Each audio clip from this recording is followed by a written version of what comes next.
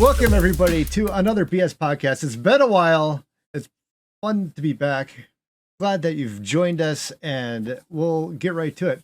Today, we've got Wolf from Jagex. He was there from around 2014 to 2019 or 18. We're not sure. It's kind of sketchy. It's up in the air. It's 19. It's 19. Okay, but he's known for creating Shadows over Ashadale, other kinds of stuff over on in RS3 RuneScape. In old school RuneScape, he did such things as Fossil Island, Dragon Slayer 2, the Fremennik Exiles, and you may know him from the streaming, the OSRS stream with various other mods for Q&As. That's where a lot of people can recognize this beautiful face. Wolf, aka Jay. How are you doing today? How have you been? I'm doing good. Some clarifications. Okay, as I screwed that intro up completely. I'm going to give credit where it's due. Fossil Island was I was in the QA team. So when I worked on those things. The only thing that I wrote personally was Fremennik Exiles. And the end part, the bit that was too technically difficult for me to do, which was all the instances and the boss fight and the puzzle, Ed did as well. And Dragon Slayer 2 was obviously mod Ed as well, and Fossil Island was Maz, and Ashdale, I believe, was mod Ollie, I think his name was. That was like the first thing I ever worked on. I remember that. And you were QA too, so we got a lot to talk to, because I'm QA. I've been QA for years and years, so you're speaking my language. You'd submit a Jira defect by the end of this podcast if we're doing everything right. Goddamn, Jira's haunting me, man. I still use it today in my current job. Yeah. I think when I was interviewing for my current job for Twitch, somebody, like, one of the questions that was asked was like, have you ever had any experience with Jira? And I was like, oh honey, 6 years. 6 years. It's been there. Yeah, it's we got bad stories to tell about Jira. True. But I did what's the, not My Arm's Big Adventure, but the other one, Making Friends with My Arm. I QA'd that one for Ash as well. That was good. That's a pretty old one, isn't it? No. There's a sequel in old school. Oh, gotcha. Okay, I was gonna say that my arm's Big Adventure. What was that again? That was the first one. Okay, and then the sequel was what? Making Friends with My Arm. Making Friends with... they're all wank jokes. Yeah. I believe I feature them prominently in my RuneScape phrases that can be taken the wrong way, but that's great. They're good stuff. Ash is a great developer to work with. I'm not gonna lie, when I get something from Ash, I always know I'm gonna have a great time, and more importantly, I have a very, very easy time. He's so meticulous in his work. Like, I don't think I found a single bug other than a couple of typos. Oh, wow. In the actual quest aspect of it. He's really good. Man, very thorough. Nice to have developers like that. So, what have you been up to lately? You had a busy week. You had a birthday. You got married a week or so. You've been a busy man lately. What have you been up to? Yeah, on Saturday, so a week ago today, I had a hand fasting, which is like an old English tradition of tying hands. It's symbolizing... it was like a ceremony. But then on Monday, we had our official marriage with my wonderful husband. And then, my birthday was Thursday. It's been a busy week. I'm quite tired. and you're taking time to talk with me, so I appreciate that. So, nonsense. This is a childhood dream come true. You don't even know. Oh, talking to Excl. Come on, I would say getting married in your birthday would be like way above. No, that's down here. That's down washed up YouTubers would be. So. You said you had a funny story about how you got started with Jagex. So let's go back into the time machine. And how did you get started with Jagex? I assume you played the game as a kid, and then you're like, oh, I got to work here. Does it start like that? Definitely. I played for a long time. About 2007 is when I started. I'm one of the usual 2007 players. I don't know how old that would have made me actually. At the time, 2007 was, how long ago was that? That was 13, a long time ago. 14 years ago. I was 13. Yeah, I was young. I was playing RuneScape. I was introduced to my friend, and I have grew a beard, as somebody pointed out. Yeah. That's the one difference last year come through. But yeah, as you do on RuneScape, you make lots and lots of friends. And originally, I did some YouTube as well. I wasn't, anything spectacular. I got, there was like 5,000 subscribers. What was your channel name? And I can't even remember. I think it was Jakir something. Can I can't we remember. look it up? Is there still videos there? No, they're all All hidden. burned in the trash heap like they should, like I should do with my videos. They're burned to a crisp. I don't want any future employer to ever see some of the stuff that I said online on the internet. uh, But so yeah, so I started doing that, and I jumped on Twitch like very very early, oh, 2013 kind of oh thing. wow. And back then, to put things in perspective, I could stream myself barbarian fishing and doing nothing but talking with a webcam on, Yeah. and you would get like 300 viewers. Oh my goodness. I It was can't even so bring it was on J mods and talk to them and get 300 viewers. That's amazing. That's great. it is crazy how easy it was back then. Yeah. But one thing, side note, actually, I remember, Sick Nerd? No, I'm not sick nerd. Great streamer, Oh love him yeah, a sick. bit. Okay, yeah, yeah. And I know of him. Yeah, I thought you were asking if I yeah, was him. I'm like, no, no, I'm no, not. do you know him? No, no. Yeah. Oh He yeah, yeah. I do know him. Yes.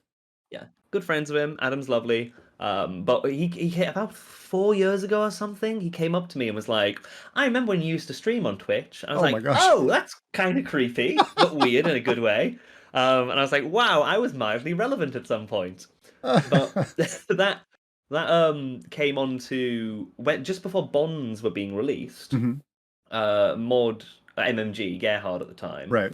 invited a bunch of influencers at the time, and for some reason I fluked it and was invited Oh with wow. all these people back in the day, and people like um, many British influencers. So people, do you remember Rodgy? Rodgy was Yeah, it sounds familiar. Yeah. Mhm. yeah, he, like all these people that we got brought in, and it was essentially to be honest with you, it was try and make us say bonds are a good thing to our communities, right? Yeah, it's a That's kind of what it propaganda was. campaign. Yeah, that sounds familiar. Yes. To be fair, now that I know more about it and everything, to be fair, I think bonds were a great addition into the game, and I will say that forever in a million years. It lets people who want to play the game without spending money do so. Mhm. But anyway, I'm not here to sell bonds. Buy bonds if you want. I don't. It doesn't pay my paycheck anymore. Do what you want. But the the point is that's what the first interaction I had with Jagex was. But two of my friends actually that I knew on TeamSpeak. We were using TeamSpeak then. Oh, now you're bringing back memories. Yeah. And they both worked at Jagex. They got a job about a year before then. Oh. There's Mod Ramen, who is still there. Oh. And Mod Ryan, who is also still there. And we knew them through mutual friends on TeamSpeak and stuff, and going through all that natter. And at one point, I was like, I'm going to apply to go on QA as well. And I got a recommendation from Ryan. And I would be lying if I didn't say that in the games industry there is a certain level of sycophancy of hiring of friends. Yes, exactly. Yeah. Well, to be fair, when you hire at the time to be QA, we were looking for people who played the game, because you can teach somebody to write a reproduction steps in Jira and learn the code, and all that jazz, right? Right. Vent, I remember Vent as well. Vent was great. But yeah, so we used to, so I was invited in, and when you have 8 people who are all able to do the job, naturally you go who works best for the team, and if you have somebody who is recommended by people of the team, I entirely, as a person who was just turned 19, had no university degree or anything. I just finished sixth form, is what it's called in England, or it would be the end of high school. I entirely got that job, based on the credit of like this person saying he will do good. Oh. And I'm forever grateful for that. Yeah, that's much so. A good way to get jobs is recommendations from people. Yeah. You'd be surprised how many people can get jobs just from people you know rather than what you know. I will never. It's probably the most grateful thing that I can say to anybody. Like, people always say, "How do you get a job in the games industry?" And I'm always like, "I'm the worst person to ask," because make friends with the developers. Obviously, I mean, I was lucky, essentially. But yeah, there you go. That's my story of how I got into Jagex. And so you got your first job at QA. How did your first couple months or years go there? You're doing QA. You find any major bugs? Anything that would have brought down the server? Any fun stories from that? So I actually, my first few months were in what we would refer to as like the funnel team, the tutorial. It was around the time that Ashdale was being made, right? And I wasn't that interested in that team, honestly. I was, at the time, I was a relatively, I was an experienced player, so I was like, I don't really want to write the tutorial or test the tutorial Right. over and over again. But we did a little quest, a little boss. It was all right. But from there, I actually moved into. Get ready. I'm sure the chat's gonna freak out. I moved into MTX for about 2.5 years. Monetization. Oh. Yeah. So Silverhawk boots were released. And you remember the controversy around Silverhawk boots. You just get agility experience by doing fuck all, essentially. Right. Burn the witch. No, no, no. Burn the witch. Now you got the chat all upset. They're coming with pitchforks now. I moved over after then, though. The point was they brought me onto the team initially to try and give an opinion that was more player-led within that team. And, I worked on some of the stuff that, like, I actually don't mind in RS3 that much. Like, some of the stuff I will happily say, even though it was MTX, I will be like, I am proud that I worked on, like, portable skill stations. I loved that. And that was a great update. Mm-hmm. Would I prefer them to have come from an in-game method? Absolutely. But I was very happy with those as, like, a design. And all that jazz. Nevertheless, I did that for a few years, and then I moved to the Ninja team. Mm-hmm. And I was only in the Ninja team for about 2 months or so. Is this still QA, or are you working on development? Still QA. I stayed QA all the way through. Oh, okay. Any development I did was on my own time. Oh, okay. So I was in the Ninja team for about 2 months, and we had an internal name for a little group of us. It was over Christmas. And it was over Christmas, so everybody was out except Mod Ryan, Mod Days, myself, and Mod Harrison at the time. And we made, in about 2 months, we did the Skill Cape perks, Silver Jewelry, the expansion to Runespan with the new rewards. We did the expansion to Boss Slayer with the new rewards. We did Gemstone Dragons. That was my baby, that one. And on release, that was terrible. Gemstone Dragons was the worst. It was awful. The Slayer XP was awful. The drops were awful. But I loved it. I was like, this is my baby, this. And 3 years later, I remember I got prodded and somebody was like, Jay, you made these broken, and somebody like in QA prodded me and was like, this is awful, Gemstone Dragons, they're so OP. I was like, they were terrible 3 years ago, what happened? It turns out they're like surprisingly good Slayer experience or something nowadays. Okay. So I was like, oh, that's good. He's gotten a buff since then. Yeah, and then from the Ninja team, I then moved to Old School for about 3 years, where I worked on a little bit of Chambers of Xeric, so the raids that they had originally. Obviously, that was mainly Mod Rock QAing that one. Mm-hmm. And then I worked on, we had Dragon Slayer 2, Fossil Island, we had Fremenic Exiles, of course, I ended up writing with Mod Ed. I did the Pride event, which was not as well received as many of those other things on that list. But we did a lot of the small quality of life stuff. I worked with Mod Ash and Mod Rock mainly to begin with, doing the like every week they would have like lots of little fixes. The polled questions that they did. Mm-hmm. That was what I mainly worked on for like quite a long time, which I loved doing. They were the best things to do.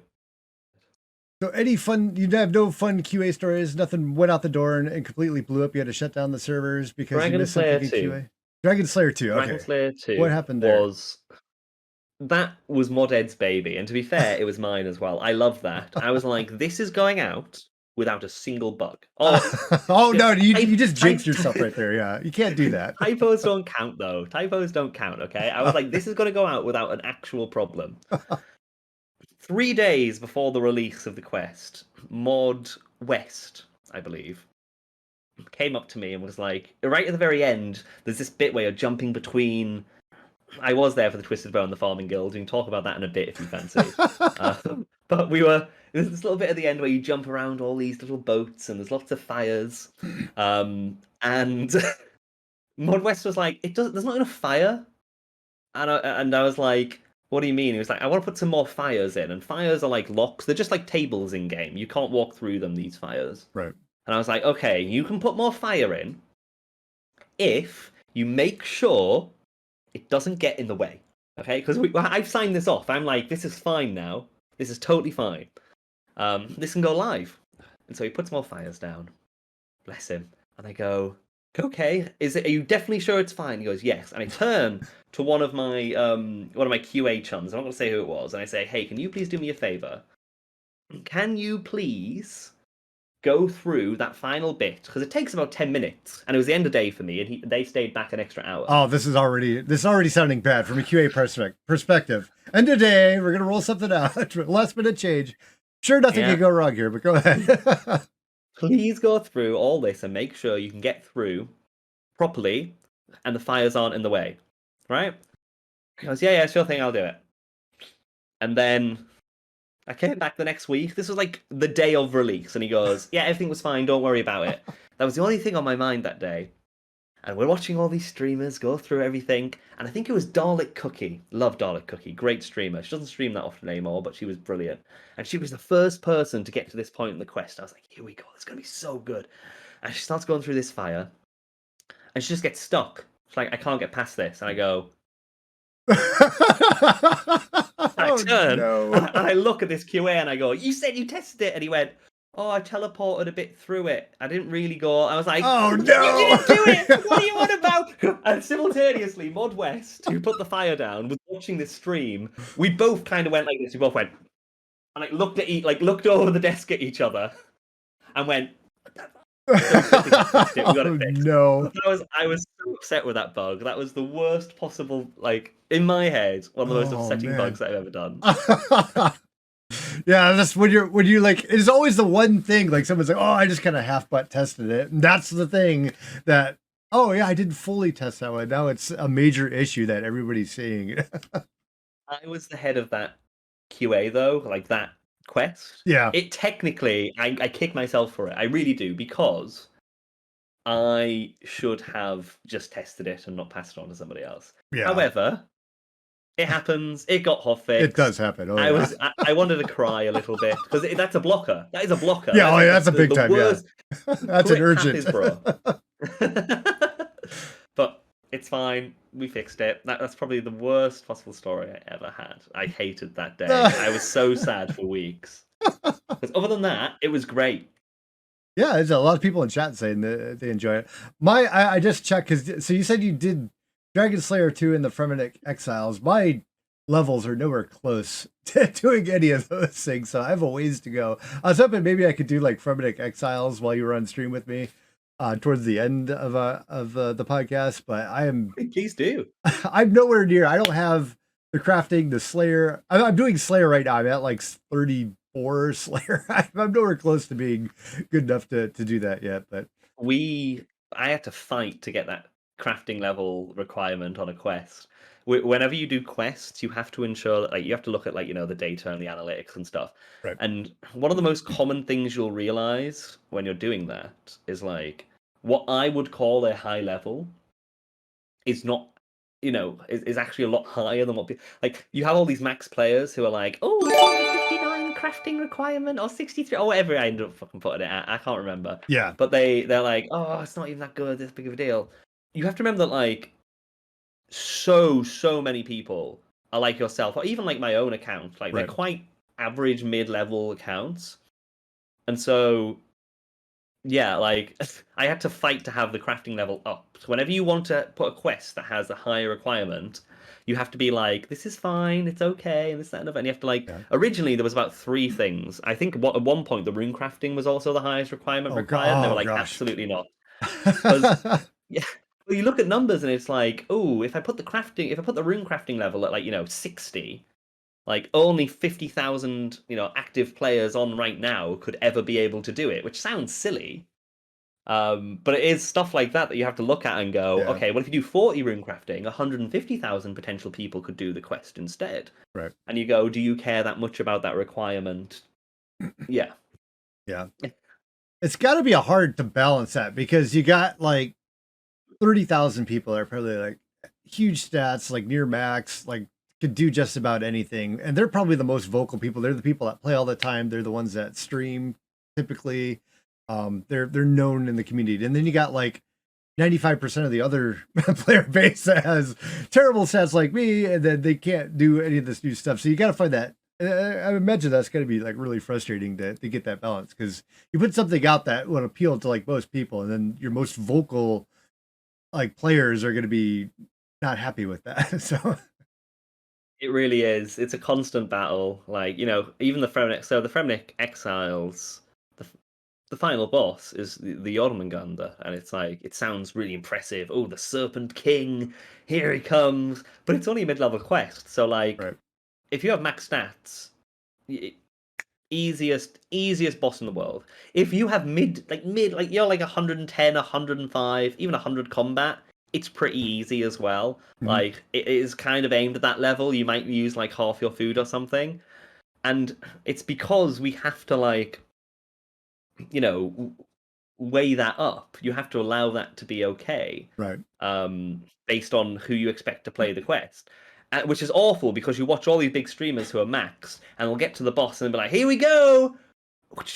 Dead. Slap, And they dead. go, Yeah. and you always hear, and they're always like, "Oh, that wasn't that good of a boss. Bit of a shit ending, really." And you're like, "Oh god!" It's like I wasn't allowed to make it harder. I mean, to be fair, again, the boss fight was actually done by mod. I left just before the boss fight was made. That's not me Right. blaming them, Yeah. because I also would have had to have done the same thing that they did as well. Right. There is like you can't make every quest board a nomad, like Bongo said. You just can't, because then you get the people going, "Oh, I want to get my quest kit back, and I'm 107 combat, and I'm unable to kill Nomad with my ruby bolts, and blah blah blah blah blah." I actually liked the Nomad. So I did Nomad back in the day when I originally had my quest kit, and I actually loved that one because there was mechanics to the fight. And it wasn't just like you sat there and you beat them down with your 130 combat or whatever. You actually had to sit there and like hide behind pillars, and I was actually really good at it once I got down to that's why I'm kind of looking forward to my Jad fight next week,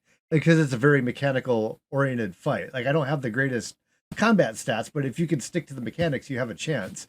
So I think that's the way to go. Is you just have to have those hard to do. You have to figure out the mechanics and do it, and not have like 130. It's almost like better if like everybody hits the same. You just have to do the mechanics right to do it. For sure. I think like there are solutions. Yeah. Like, Wieneroo right there was like, why don't you make a boss fight where you get fixed stat and inventory, and you get, and they did that, I think, with in RS3 there's I think it's the Lord of Vampirium. You have to use the silver, not silver, the blisterwood weaponry, and you get given like a set amount of food. But if you want it sounds like, well done, Wieneroo, smart answer. The only problem with that is that it fucking sucks. Because because the only thing that feels worse than destroying a boss with your top end gear that's really easy is being forced to use shit gear and shit food. If you're like it feels awful. It feels even worse. Yeah. Like. And so it's like there's this constant balance and constant weigh up of how to like make it work. And again, it was the Lord of Vampirium was an example of trying that out, from what I remember. Again, I didn't work on that quest, but I remember quite vividly being like, "Oh, why is it this food and this?" And it was like, well, I want to make the fight like we can easily balance the fight if we know the exact amount of food and the exact damage that you can do. Right. Like, it's true, you can, and then it's just boring. Right. Like the fun of Nomad was, if you were a lower level, you could do it. But you're like, "Oh, please, ruby bolts, please hit, please hit, come on, specs. Right, and that was the fun. That was the bit. And so, after 10 fights, you finally get like 5 ruby bolt specs and like 10 bolts, and you're like, "Oh my god, I'm gonna do it, and it's like the best feeling in the world." Right. Whereas with Lord of Vampirium, it was just, "Oh, it fucking sucks. I guess I can't use all my stuff. Oh well." Yeah, you live and you learn, though. That's one of the things about quests of RuneScape as well. There is a plethora of developers that you can talk to and speak to who have had experiences and ups and downs, because they've had the feedback from when they did it, and they'd be like, "Don't do it like that, or do it like that, or this worked all right, but that didn't work very well." And you pick and choose, and until you get something that you really like. Yeah, I can imagine. So you mentioned your Dragon Slayer 2 was kind of your downtime. What would you say is your greatest accomplishment while you were at Jagex? or something that you're least proud of? There's stuff that you're known for, and then there's stuff that you're personally proud of. What are your answer for both of those? I think I think that yeah, it's the same answer for both the questions would probably be that Pride event. To be honest with you, I'm I'm very it was the darkest few weeks of my time at Jagex to see the feedback that happened from that. It Mhm. was it was not good. It was not positive. I didn't think I'd be in the news as a QA or a developer for the first time ever because I made people riot in a game. So I And I mean missed that. like You have to explain what happened for that, because what year was that? I think it was 2017. I 2017. couldn't Yeah, I be was entirely pretty much out of the gaming world completely. So explain what happened there. essentially we made a pride event. There was 7 little rainbows in game. You click on them and you pull a ribbon and then you make a little scarf, and that was it. That's all it was. Just like an Easter event or whatever. That's all Mhm. it was. It was nothing big. But it had a lot of backlash, but particularly within America. And I know this might sound really, really silly. My husband is American, but like one thing that you like don't recognize when you grow up in a place like England is that pride or LGBTQIA plus or anything like that is actually quite you know iffy in certain parts of It's America, controversial, and yeah. which is surprising. Like to a Brit, like I grew up, 19. I was born in 94, right? Which is, I'm not old, but I'm not young by any stretch of the imagination. But in England, I was 4 year old watching TV, and primetime telly would have drag queens on doing, blankety blank with Lily Savage and stuff. It's just not a big deal. It Mhm. doesn't mean that much in England. It never has that much. Whereas in America, it is quite like I said, controversial. Yeah, It's it's quite a Christian country in comparison to England, right. which is quite weird because we have our queen. But anyway, that's a whole different thing. The point is, I didn't quite recognize how negatively it could be, partaken. And Wiener is saying it's a controversial topic. It's to be expected, isn't it? But it's not in England. Like or in most of Europe actually. In fact, America is the outlier in how big of a deal this is. Um, and then yeah, so that caught me off guard. It was very, very upsetting to see the negativity, but then also it was very positive to an extent because like there was a lot of people who were like, "Oh, thank you so much for this, that, and the other." And so yeah, Yeah. pros and cons. It was a valuable learning lesson of me about cultural You said you differences, were on the and news, or it just came up in the news? there was a couple of news sites. If you Google um, R- RuneScape riots over Pride event, it'll come up. Um, and like it was bad. Like people were dressing up in game with very, very, very bad outfits. Oh man, Um, the and Taibuana two new, tribe outfits. no, no, Okay. worse.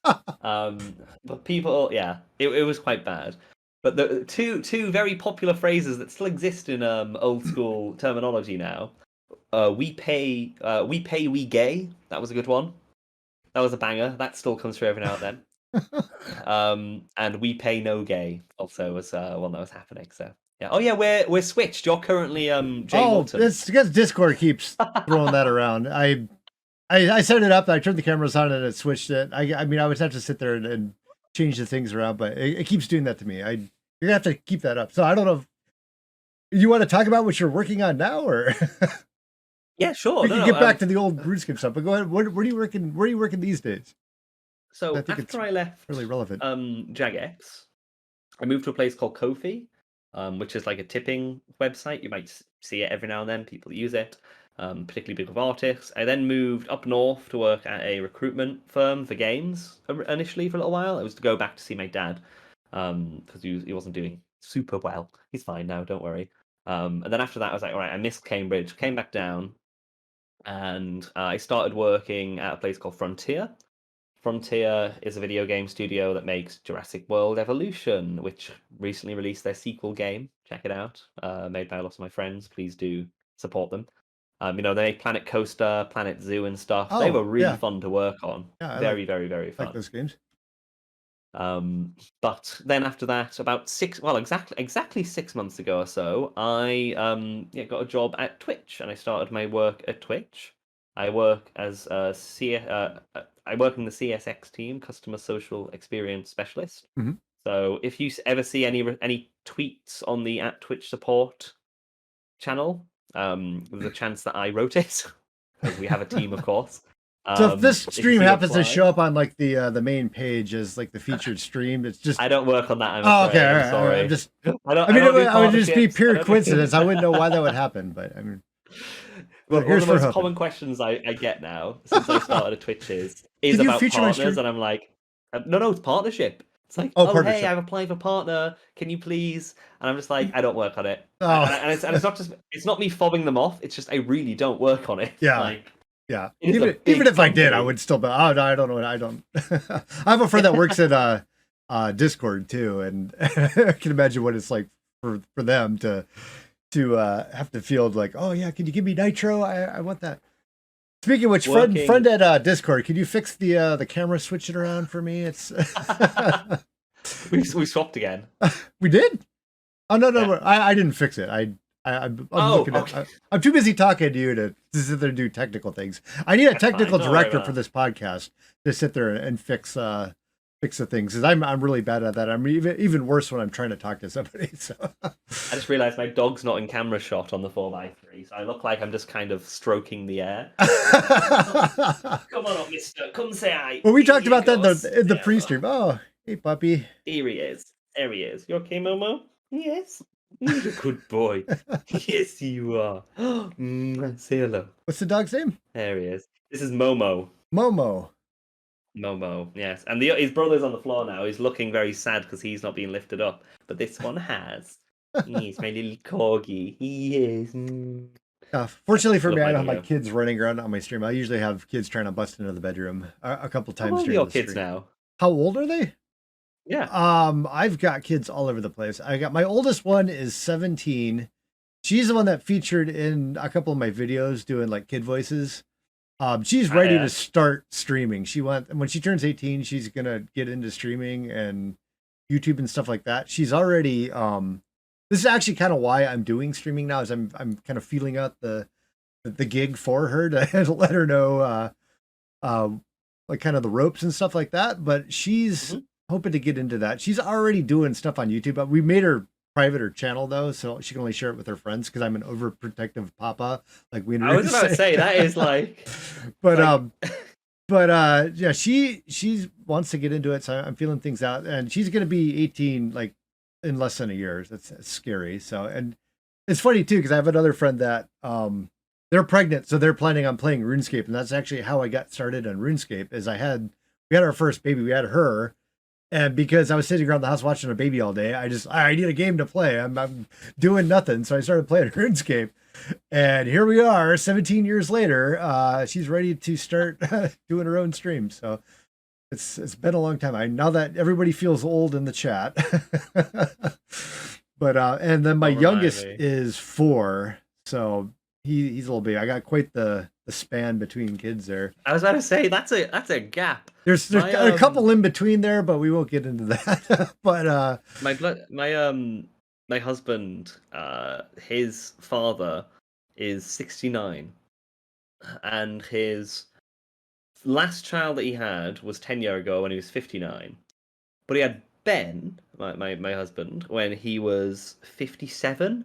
But then he had his sister when he was 36 or something. Oh my goodness. And like his other brother when he was like 34. Something like that. It's like all. How old was his wife? wife? It's like a 25-30 spread. Oh well, no, gosh. because it was with like 2 different wives as well. Oh, okay, I got you. Okay. But like, forget that. Absolutely not. I mean, it's not like I'm going to ever accidentally have a child with my husband. But like, absolutely not. If I was to ever be if I could have children, it would be. I'd get the baby. There it is. This is how you hold a baby, right? Probably like this. Yeah, that's how you hold a baby. They terrify me a little bit. And then 2 years later, have another one. Hope they're both boys because absolutely not with women. Sorry. Oh, gonna get hate again. Because no, because the thing is, like, if I had a baby son, that 12-year-old, you kick them out the house and they'll run around and play football for about 10 hours or whatever That's they true. do. They'll Yeah. get you know what I mean. If I have a girl and she goes out and she has a boy at 13, I feel like I have to murder this random Yeah, teenager you who's have to go out dating and my buy daughter. shotgun. Shotguns are expensive now. It's like the ammunition for that. It costs a lot. You can't. Girls are expensive. You got to protect them. It's a lot. This is what, and I know that sounds terrible because I should. It shouldn't make a difference. I should be able to just say do whatever you want either way. But I instinctively just want to be like, if I have a son, I feel like I don't have to care as much. It's true. It's true. Just... My son ever said, "Yeah, just go do whatever. Like, don't break the law. You're fine." But yeah, you got to protect the daughters. Yeah. But then it's also don't get me started. What I don't know what a period is. How am I meant to know? I'm not. I don't dated a woman. I don't have, I have a sister, but she lived away. She was in a different household. I don't know anything about that. Can you imagine that? Me? No, absolutely not. Absolutely I not. never like talking to my son about that kind of stuff. I'm glad I have wives. This is where the wives come in handy, is they can talk about that stuff. You're like, you know what? That's the problem. I can't just give it to my other male, partner to talk about. It's just as bad. But here's a book. Just go off reading. Just figure it out. I'm sure you'll be fine. Read that. It'll be all right. Don't schools have education for this nowadays? Yeah, you're gonna have to. Yeah, I hope the public schools will cover that. Please, teacher. I don't want to come back and ask me questions. Yeah. So yeah, kids, fun times. Yeah, don't listen to us for parenting advice. This is not the parenting advice stream. Please don't take advice from us. Major disclaimer. I'll put the big disclaimer on the video there. Do not take any advice from us for raising kids. Yeah, like I said, absolutely nothing wrong with it. The thing what I've learned with children is that I still don't want them. I'm 27, so I'm unlikely to start wanting to adopt. But on top of that as well, I can deal with children in 30-minute doses. That's hi. When they're cute and not tired and cranky and hungry, that's when it gets oh gosh, now parenting sucks. And that happens a lot. The age of 6. Yeah. If somebody's oh, can I bring my baby over? I'm absolutely not. Please do not come over. If they're oh, can I bring my my daughter over? She's 7. I'd be bring her over. You can have a cup of tea and then you can out the house. Get out my house. They touch stuff. They do that as well. They're oh, what's this thing that's gonna break and smash? No, I'm not it for children. Sorry, it's not me. The funny thing is though, is the kids are always perfect when you have guests over. The guests come over and then they're okay, I'm on my best behavior. I'll behave. And then of course the guests are oh wow, your kids are so well behaved. Your kids are amazing. They just sit there and talk to us. You have such great kids. And then the second they're out the door, they're grabbing vases and smashing it, running around the house naked and doing all kinds of fun stuff like that. But it's always as soon as the guests leave, you have to deal with all that stuff. And it's usually a lot of the worst stuff is usually at 3 a.m. Last night, one of my daughters woke up. She has a eczema really bad. So she was itching really bad and woke me up, kept me up all night. This is why I look like a vampire right now. It's because I was up all night taking care of her and scratching. But that's the fun fine. Stuff. I'm distracted with your really fun, hip, cool purple backlighting. Oh, yeah. I've spent an entire $14 on my setup here. I really broke Big the bank. Spender. Yeah. I heard some of these is not great. Yeah, yours is better. Oh, I guess I got a TV. I should put a fire or something on the TV. Maybe that'll spice things up a bit.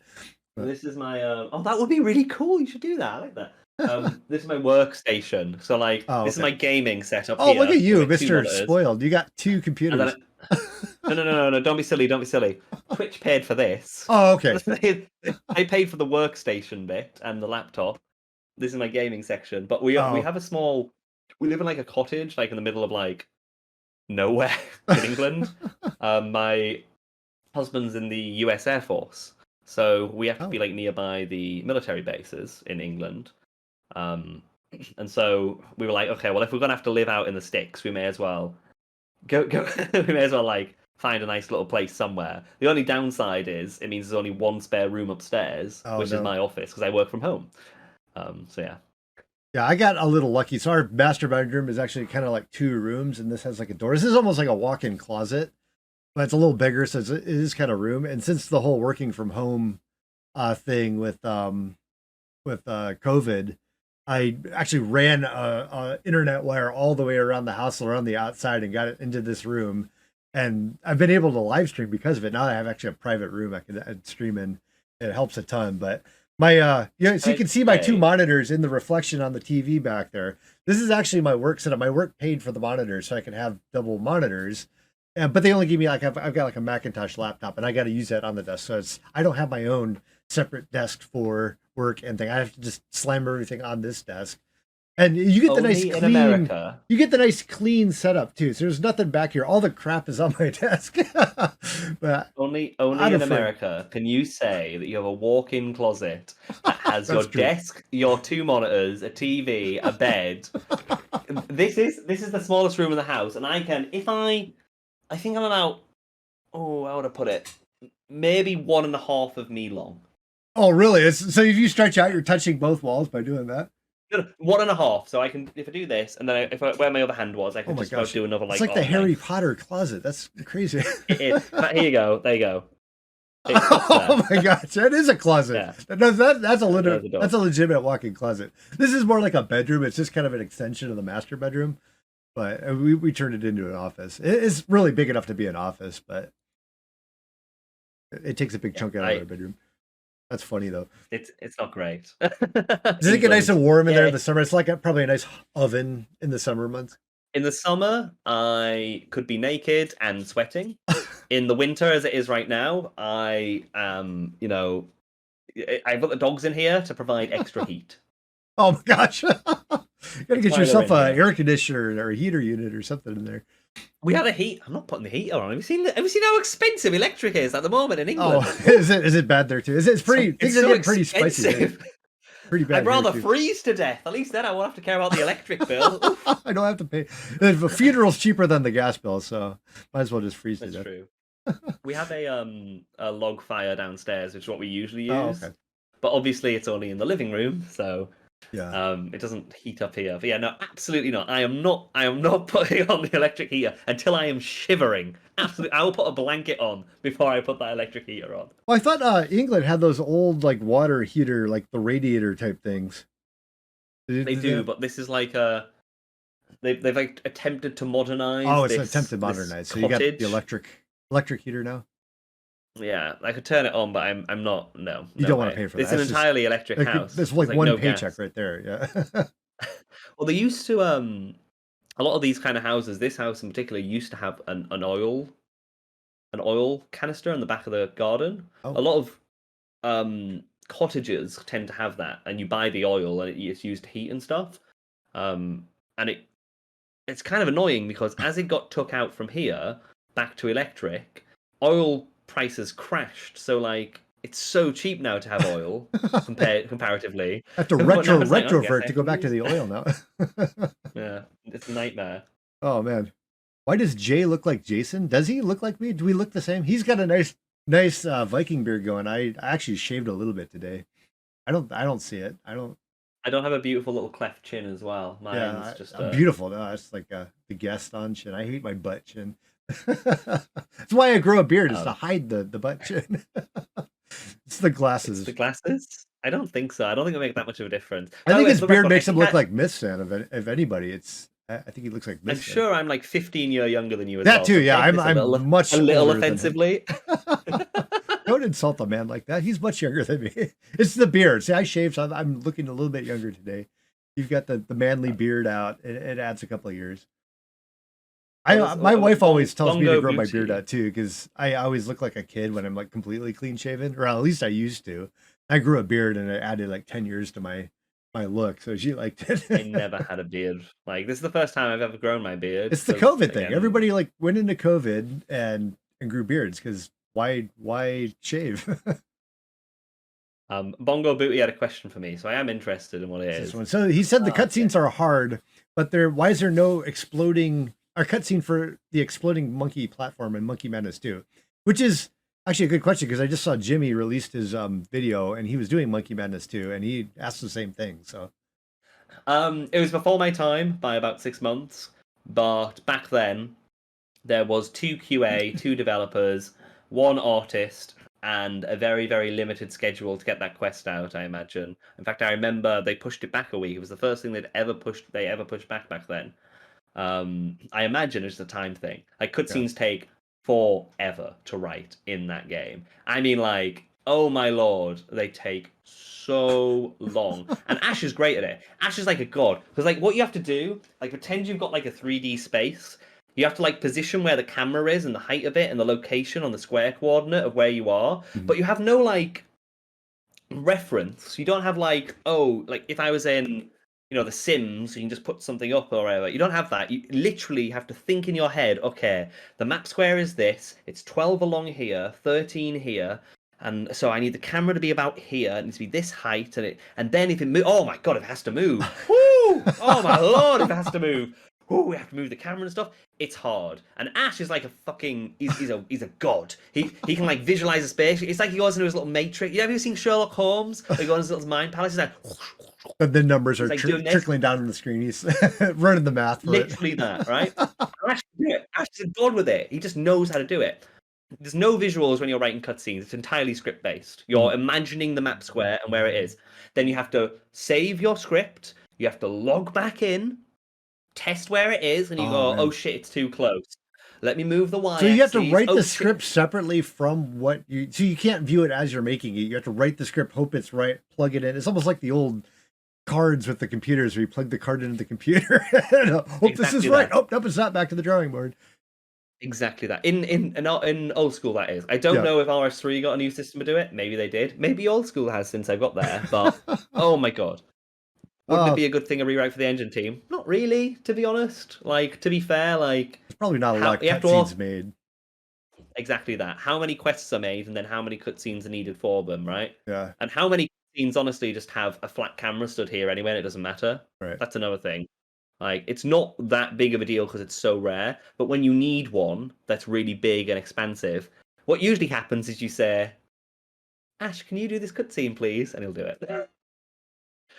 Essentially, what I'm saying is, if Ash got ran over by a bus tomorrow, there'd be a lot less cutscenes in old school RuneScape. That's for sure. Yeah.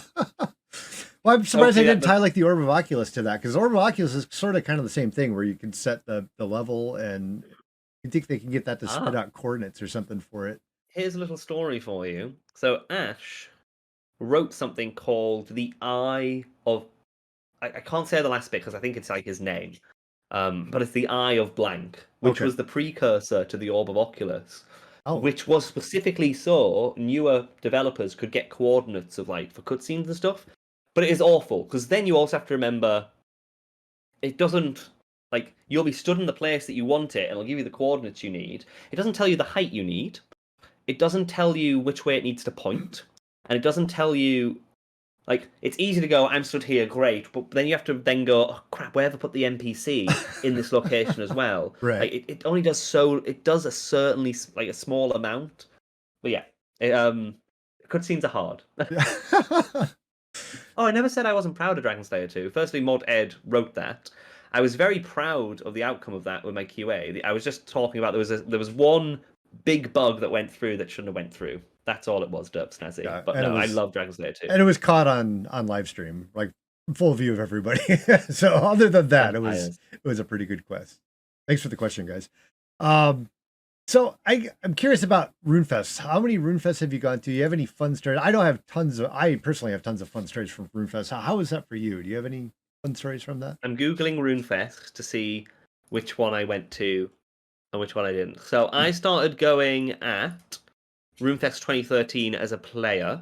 Oh, okay. That was my first one as a player because I was underage and I couldn't actually go before on the first and second one. And then 2014 was my first one as a staff, which was the Prifddinas one. And then I went to every single one as a staff except 2019, which was my first ever one I went to as a player for many, many years, which was the best, by far my favourite RuneFest, because it was the first RuneFest that I could go and just get drunk and not care about what I say. That sounds like my RuneFest, yeah. the hardest part about working at RuneFest, because I loved RuneFest, it was brilliant. Like my highlight was I got to, I think it was the 2018, the Relica one. I hosted the main live stream of that. It was like 50,000 people on Twitch. It was so much fun. I loved it. But the problem with working them is that You can't be if you're sauced busy, well, if you're busy, you feel bad telling people, sorry, I have to go to this place. If you're not busy, you also get asked questions that are like difficult, or like it wasn't so bad for me because I was kind of used to answering them because of the Q&A.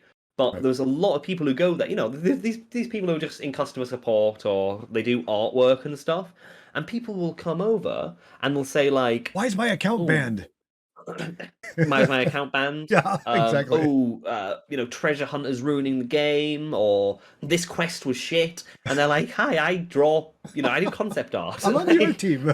I had nothing to do with that. but you can't say stuff as well. So it's like you at the start of that event, we all got given like a good 30-40 page document, which with information Oh about my where gosh. everything is and important stuff. Mhm. But there'd be about 10-15 pages like dedicated to like questions, like hot topics. Oh gosh, how Like, to why answer was this questions? update pushed back? Yeah. Yeah, legitimately. Oh my So it would be gosh. like, oh, how do you answer this question? Oh, MTX, blah blah blah blah. Like, I think that there's like a can answer, which is not a lie. It's truthful, but it's also like You you have to you toe the you company you, line. you would yeah, like the company line are like, oh, MTX ruining the game, blah blah blah blah.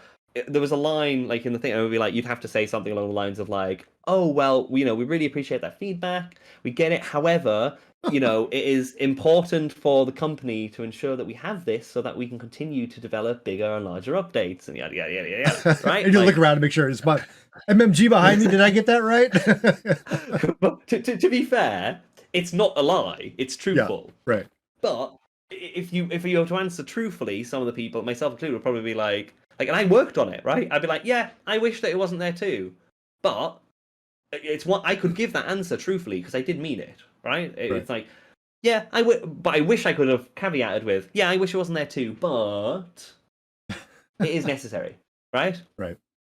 So yeah, that's the worst and the best bit. And the best bit, yeah, 2019, going as myself, the first time ever, I had so much bottled like but like repressed things that I've never been able to say.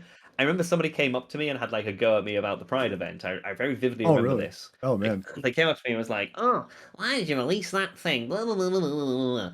And I was like, because I developed it and it went out. And they went, "Well, I think it's shocking that you blah blah blah blah blah blah." And I was like four double vodkas deep at this Oh, point, no. right? I was like, Here it comes. I was like drunk, and so I was just like, right, listen, I'm not gonna lie, I don't work there anymore, so I don't have to deal with your bullshit. Fuck off.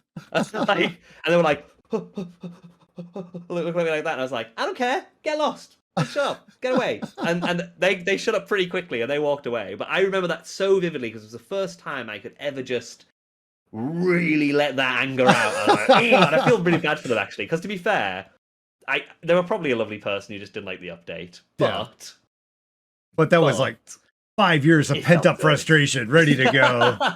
And he He's got like, it. I'm so ready. I felt so bad for that person. I'm so sorry, that random dude. I don't know if he's watching. Uh, I I didn't mean it. Like, if you didn't like that update, fine, so be it. Not everybody's meant to like everything. They were just on the bad timing. right. Exactly. It was funny because when I went there, I got invited twice or three times. I think it was twice, but I went there and I was kind of like pseudo working. Like they wanted me to like kind of help out and do some things and kind of promote the event. But for the most part, I was there as as like kind of a just to be there. So I did some work. So I was actually like behind the scenes and I could see all the mods having to deal with that. Like, you banned my account. Why did you ban my account? I have nothing to do with accounts, and they're just leave me alone. And so it was kind of funny watching that. And then like they actually had like a break room for the J mods to go back in there and just like flopped out on the couch. Oh god, all these questions. Well, But the bits that they don't see as well is yeah, like, so we go to the night before, right? And it's, you go and you get drunk and you see all these people because because they're your friends. They are your friends. Like all these right. people that you've not seen in person for ages and ages. You're really excited. You go the night before. You come home at like 3. I say home. You go to the hotel room at like 3 o'clock in the morning. So quite late. Oh, People yeah. don't see that, like, we have to get up at 5:30 in the morning. We get to the venue at about 6, and then we have 3 hours of setup. You're building tables, you're setting out chairs, the last little bit of setup, all the JMods do, blowing up balloons, packing bags, like all that stuff gets done right there. Right. And so you're hungover from drinking from 3:30 in the morning. You've had 2.5 hours sleep at best, if you're lucky. You're doing all the work, and then 3 hours later, you get everybody coming in. And honestly, the best feeling in the world is when they all walk in and everybody's really excited and really hyped, and you feel that energy, and it gives you that second wind, and you're like, "Yeah, let's go! We can do this all day. Let's keep the party going!" Woo, woo, woo. And it hits like 4 o'clock, and it's 2 hours before the reveals, and you're like, "Oh my god, when are these reveals going to happen? So I can just like stop. I'm so exactly. ready for Yeah. this to happen." When they have the big conference when they reveal everything, yes, when everybody, because I think I was there back because I was tired too. I was doing kind of the same thing. Like people are, oh, it's Excel, like have your autograph and stuff like that. So I mean, I wasn't definitely not working as hard as you. I probably had about 3 hours of sleep. That was mostly from the partying the night before, not the setup, but still, I I was kind of in the same position. So like right around when the reveals come out, I went in the break room too because one of the mods came. It's like, oh, come in the back and just relax back here. And it was just like same thing. Like everyone's just laying there, like, oh, we're done. It is tiring as well. I was always quite lucky, to be fair. I always had really good, like, fun things to do at RuneFest as Right. well, because I would do stage talks, or I would host the stream, or I would, go around singing some of the songs that we like wrote and stuff, which was great. It was a lot of fun. But like, some people had tasks like, work the merch stand or ticket people in and stuff, Right. which is, it's part and parcel of the job that everybody needs to do something, right? Otherwise, stuff can't be done. But I was always quite lucky with the jobs that I got, because I certainly would be a lot more exhausted, like working in some of the locations that some of the people had to work in, right? So I can't really complain. Yeah. I had awesome stuff to do. Did you go partying pretty hard afterwards when you were JMod? Absolutely. Okay. Got my third wind after that. Yeah, that's Well, especially when they say like free alcohol, we got you covered.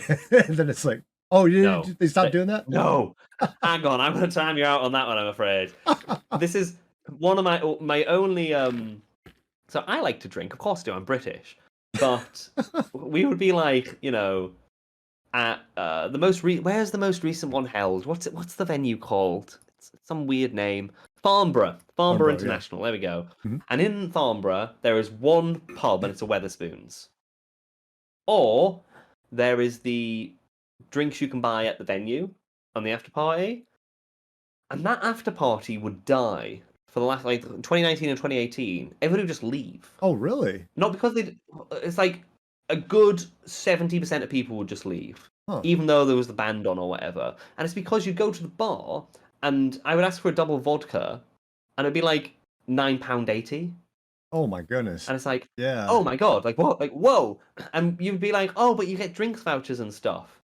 Yeah, okay, so one shot per voucher, you get 2 vouchers. And as staff, we got 2 vouchers as well, extra vouchers. So we got 4. So I could get, essentially one free drink, Right. pretty much. And it's like this big. For some reason, they give you a cup that's this big with this much vodka and this much Coke as well. Of course, yeah. You gotta skimp on the So you're like, this is awful. It's about $14. It was expensive. oh my. Or you go to the Wetherspoons 5 minutes down the road, which is what everybody did going there. We sold out that Wetherspoons. It's $18. I think it's $18. If it's £9, The at least dollar's it used not- to be. It's like just about double. The dollar's not that bad anymore. It hasn't been that bad since 2007, mate. At least when I was there, it was like pretty much double. What if it was £9? It was $18. It's $13. 13. Okay, 30. That's still pretty bad. That's $13 for a drink is ridiculous. I'm very focused on we spend a lot more time nowadays looking at the current value of the dollar, because my husband gets paid in dollars and I get paid in pounds. So it's always bad one way or the other. We can never win. Like, it's either, oh, is your money worth more, or is mine? Can you pay us in right crypto? now. Is that possible? You do Dogecoin. Dogecoin. There you go. Shiba coin or whatever it is. Yeah. Well, yeah, no, it was a bit expensive, so a lot of people would just go back to Wetherspoons, and it was great. Yeah, we'd always drink afterwards, and I'd always keep an air of like professionalism. Like I can only drink so much. I'm allowed to be drunk, but I can't be wasted. I have to make sure I don't get drunk to a point where I will like yell at people or get angry. Um, so you know, How many drinks does it take in to get bed. to that point? For future I don't really reference. get angry drunk, to be honest with Oh, you. okay. I, I'm quite a happy drunk. It's more if somebody says something that like is offensive. I lose that line that says, "Don't yell at them, just walk away." Right. Like that's the line that goes away. Eventually, I'll turn into the person who goes like, "That is not acceptable. Shut up, like person." Right. Which doesn't sound that bad, but when it's drunk, it comes out with much stronger Much more words. vigor and Yeah, it comes out with what I would call, words that HR would not be happy with, yeah, there you probably. go. Uh, um, so yeah, my first Runefest as a staff member, I got way too drunk. Actually, I remember that quite a lot. Oh man. And that was that, and from that one, I was like, I'm never drinking that much again. At least not at those. I've drank a lot at like events and stuff, but internal events that people don't see. Right. But no, I always, yeah, I'm a lot better. I got a lot better as time went on as well So in knowing where to get to. any other fun stories you can remember from RuneFest? Runefest in particular. Yeah. Probably. I remember the time that Ash threw a tea bag at me in 2019 when I was on There we go. stage. How did that go? That was interesting. Didn't love that. What caused him So to throw a teabag at you? just I think he wanted to throw it into the crowd, but he was worried that people would be angry, but he knew that I wouldn't. Oh, okay, so the last I think minute he was like, target change there. yeah, he was like, oh, if I do this, I might get in trouble or somebody might be upset. Throws to me, knowing that I would just go, oh, yeah, anyway. It did dodge me. It actually hit somebody else, and they had a white T-shirt on, which was hilarious because that was Oh not. no, that's nice little Yeah, T imprint right on their shirt. yeah. But I think, to be fair, they weren't even angry. I think for the next 2 hours, they were walking around going, "This is, Modash's teabag stain," which was quite funny. I remember that. Yeah. That reminds me too. I was at RuneFest. I was walking around with all the video makers, and I don't, for whatever reason, one of the mods, I won't mention their name, but they came up to me and I don't know what they were going through their mind. They just started trying to pour their drink on my shirt and they ended up pouring their whole drink all over my shirt. They may have had too much to drink, but I don't know what happened there. But like you can see me in Who the was it? I Spill it. Go on. I'm no, I'm not gonna say. I'm gonna keep the guilty parties. God. They know who DM, they are. DM. I'll tell you after the stream, but Okay. but yeah, so and we had like right after that we took all these pictures with the video makers, and I'm sitting there with like a gray shirt and like this big old puddle like down my street, my shirt. What year was this? This had to have been 2010. So and Okay, it's a all pretty right. cool picture because there's like the Noob Shows in it, Bum Bum 007, a lot of the old school guys like Silent Core and a couple other people that used to make videos back in the day. Rebel said he'll give you $5 to say it. Fine. There's Mod Poppy. She did it. She knows. You know what? I thought it was Poppy. I didn't want to say it because you said not to say it, but I was so sure it was Poppy. I just knew it. We share birthdays. Fun fact. Yeah, I just noticed that too because I wished her happy birthday and then you were saying, oh yeah, it's my birthday too. It's like, oh hey, look at that. Yeah. And my birthday's Well, Monday too, so it's a popular month for oh. birthdays. It's all that. It's all the rage. November. Do you know why it is? It's Valentine's Day was 9 months ago. We're all Valentine's Day Yeah. babies. That's what it is. All of our parents got a bit frisky on Valentine's Day and decided, let's have a baby. Why not? Yep, exactly. Yeah, I got a bunch of friends at work too. It's all November birthdays. But speaking. Okay, so I got another story from Mod Poppy too from RuneFest. This is now you got me into the RuneFest mood for stories. So we had a big group of people because everyone was kind of hanging out with the video makers because like me and the Noob Show and like just a big like group with us and Mod Poppy and I think another mod or two came with us too. So the fact that like there's that like a couple of mods and two big video makers, there's a huge crowd of people, maybe about 50 people. So we get to we're walking back to the hotel, and this is when it was in downtown London. And we get to a subway station. She's like, I got to go to the bathroom. And we're like, We got like 50 people here. We can't wait for you. Because if I wait for you, then like everybody's gonna wait. But I really got to go. It's like, all right, go to the bathroom. So she walks off to the bathroom, which was a paid toilet, by the way, just to add insult to injury. I hate those things. They're shocking, but yeah. So she had to pay like 50 pence or a pound or whatever it was just to use the bathroom. And we're sitting there waiting, and we're like, oh gosh, we gotta wait for Mod Poppy to use the bathroom. And I'm like, hey, okay, guys, this is what we're going to do. When she comes back out, she starts walking across the courseway back to our group. We're going to give her the slow clap. Yeah. Oh, a slow clap. So she comes out, she starts walking by, and we start. And the funny thing is, so there's like maybe about like 30, 50 of us. Like the whole station joins in with the slow clap. We got the whole station doing a slow clap for her coming out of the bathroom. I love it. Love it. Proper amount of embarrassment for making us wait there. Thank you, Ripple. In response to Derp Snazzy, yes, paid toilets are things in England. Which suck. Especially downtown. Yeah, at the subway stations, you have to pay for it. Yeah, their reason behind it is, with the money we use it to clean it, and we ensure that nobody goes in and this. That. Honestly, what it is, it's actually it's shocking, really. I think it's to try and keep out like people who.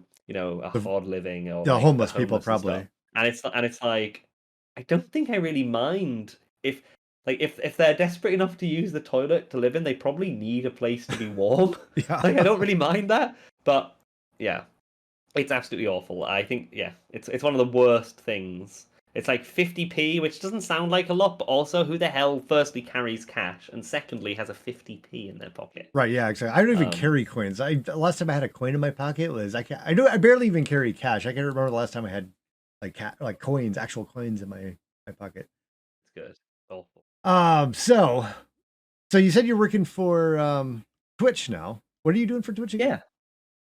Yeah. So I work on the customer social experience team. So what does that entail? If you, some of the tweets that go out on the Twitch support channel, I tend to write a couple of those. Reporting of income, of messages, usual social media kind of things, replying to people if they need help on Twitter. I'm trying to think like what else I can say. That's the gist, right? It's quite social media managery kind of thing with my awesome team, and replying to users who need their help. Usually, it's usually related to two-factor authentication, and they've lost their phone. But the most common thing I hear every single day is, I need to change my phone number for my two-factor authentication because my dog ate my phone. It fell down the toilet. I lost it in the beach. It was off the boat. It's always something to do with the phone. And you're like, cool, you can change it here. Well, I may end up switching my sub gift. 9 months. Wowza. I really. What? Oh, don't worry about that. That was. Thank you for the gift sub, Ben. But I may end up calling you here shortly because I am switching my phone and I got two-factor authentication. So you'll probably hear from me shortly. Well, two-factor authentication is handled by Authy.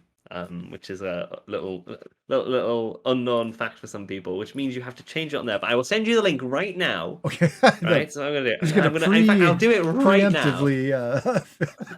Fix this. So I will link it to you, so that you can use this link.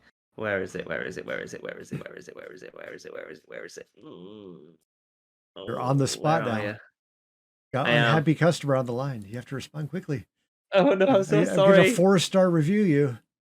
No, don't you dare. Here it is, I got it. Okay. Here we go. You got a 5-star now. Copy your link address. I'll put it in the... I am pleased with my service, yes.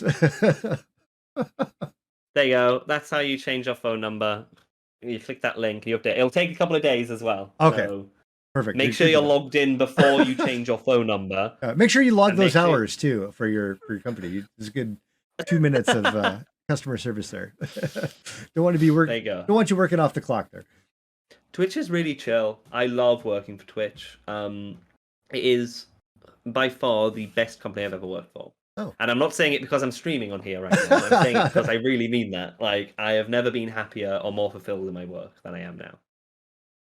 Great. Not that I didn't love Jagex, of course.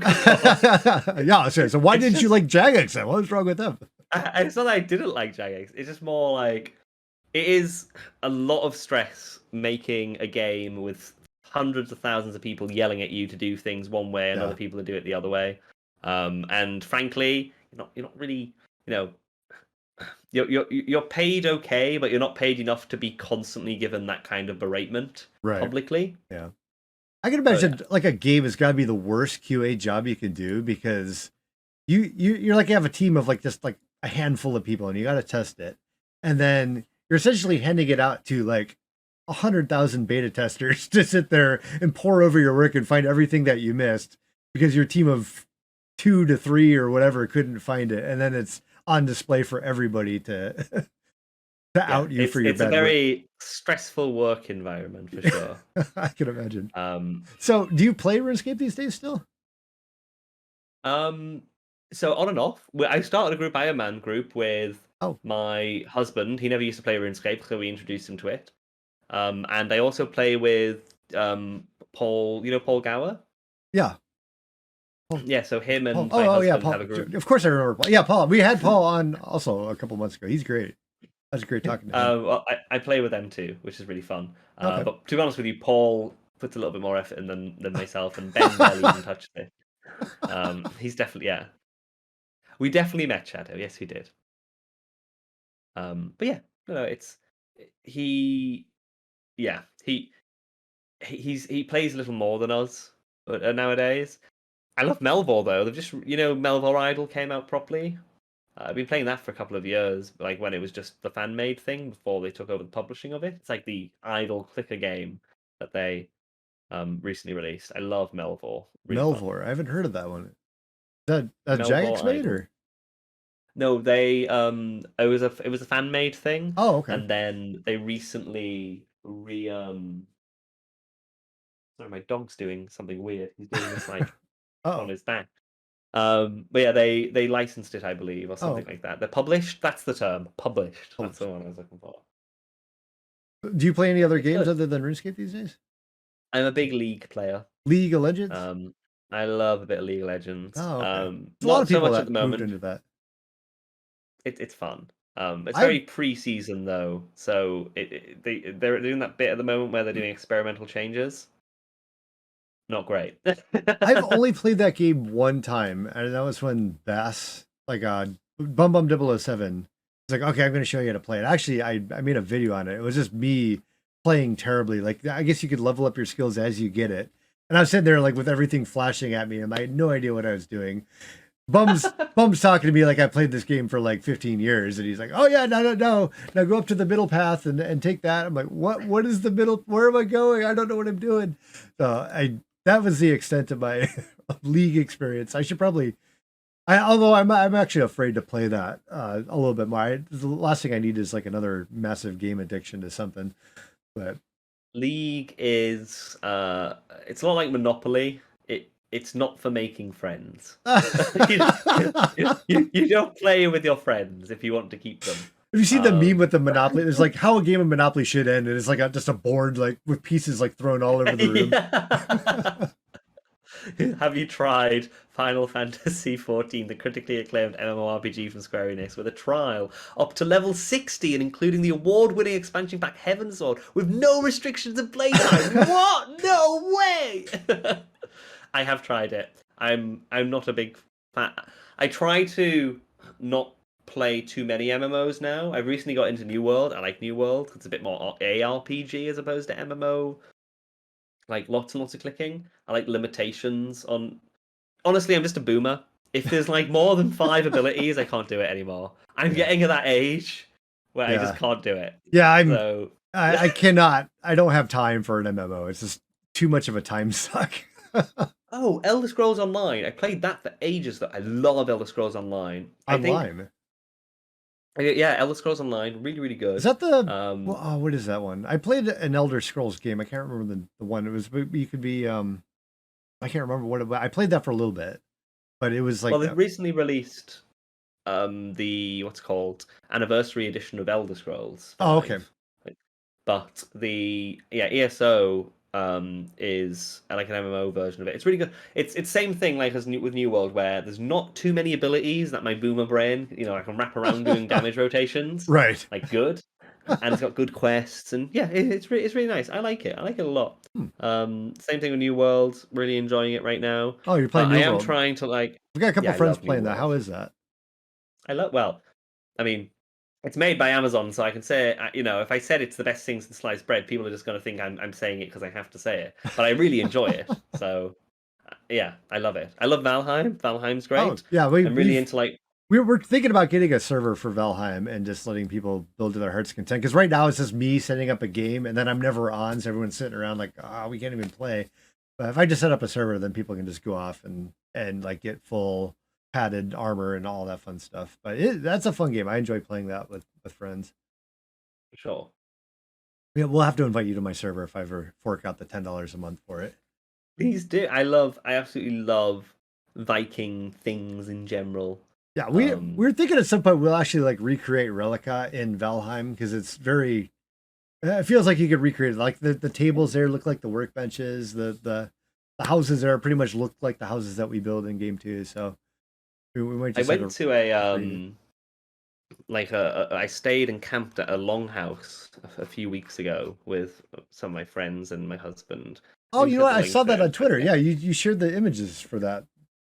Yeah, like an actual Viking longhouse is what we stayed in. It was brilliant. Yeah, it looked Absolutely just brilliant. like something out of Valheim. I was like, this is great. I ask this question a lot. If you could go back 10 years, so this is going to be what, 2011, before you started at Jagex, and give yourself any advice, what advice would you give yourself 10 years ago? Oh, 10 years ago. What would my advice be? Think long and hard. Ooh. Because there's a lot of stuff I could say, but there's a lot of stuff that I'm not sure I could. A lot of stuff that you probably shouldn't say. That's the kind of answer we're looking for. So let's go that direction. We got everybody in chat ready to clip this and publish it. Send it at Jagex. I would tell myself you're not always right. There's one thing. There you go. That's a politically correct way of saying what I'm trying to get at. You're not always right. However, also trust your instincts at times and know your worth. There you go. Oh, there you go. That's good advice in general, I would say. Yeah. Like, you don't go in not on the back foot. Go in knowing that you are capable of doing what you're doing. There you go. There you go. So as far as the game today, like old school RuneScape, let's start with, I guess you could go both ways because you work for both. What is your opinion of the current state of the game, both RS3 and old school? I think, with RuneScape 3, people still play it and enjoy it. Like, I'm not going to shit on a game that people enjoy. Like, it's clearly popular. Yeah.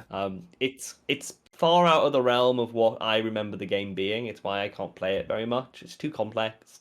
It's very combat heavy focused. I don't like big massive box battles. I like, I got into RuneScape for skilling and questing. It's what I enjoyed. Right. But clearly a lot of people like it. So, my opinion on it is it's fine for the people who like that kind of gameplay. But not for myself. Right. With old school, it's again, it's much closer to the game that I know and love, and I worked on it. So and I enjoyed the work that I did there as well. So I feel a little bit biased in saying like I really, really, really enjoyed some of the. So the quest. That Fremenic Exiles. What a great quest. 10 out of 10. Wow. Whoever worked it out is a genius. This is amazing stuff. 200 IQ by far. No, I think old school still captures that little bit of nostalgia that I like. Like I'll log in, I'll do a bit of fishing, I'll do a bit of this and that. But yeah, I generally, as a rule of thumb, don't often play games I've previously worked on or their sequels much at all. Oh, really? Because I try and it's like you're like one of those actors that doesn't go to their own movies because they just don't want to see it. It's more like I've just done it for so long, like 6 years of playing RuneScape, like which for some people is great. They play non-stop for like 20 hours a day or whatever, and that's fine by them. For me, it's like 9 hours every single day playing that game, and it wasn't fun playing the game. It was playing the same thing repetitively it's work, to break it. It's work. It was work, yeah. Exactly. So now I see it and I go, I can't just relax playing it. Oh, that's the problem. And same with like Planet Zoo and Planet Coaster and Jurassic World Evolution. Like I can't play the game just for fun to relax, as I usually would. I used to love Planet Zoo when I didn't work at Frontier. Not because I dislike it, but now I just have this association with this is work, and I haven't got over that.